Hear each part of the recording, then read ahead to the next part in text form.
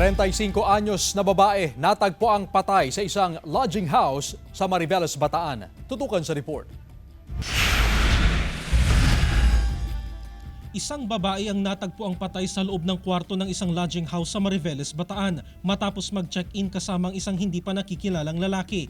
Sa paunang investigasyon ng Mariveles Police, nag-check-in sa lodging house ang 35 anyos na babae bandang alas 2 ng madaling araw kasama ang lalaki. Pero pagsapit ng alas 10 ng kinaumagahan, nakita na lang ng room attendant na duguan at wala ng buhay ang babae. Ayon sa ilang empleyado ng lodging house, nakarinig sila ng pagtatalo mula sa loob ng kwarto habang naroroon ang dalawa. Binuksan po nila yung kwarto, pinakita po namin yung bangkay nga sa loob ng kwarto.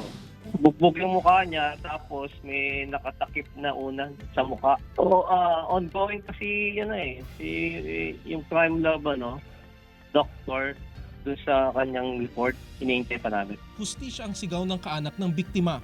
Sa lalaking gumawa nito sa mama ko, huwag ka nang magtago.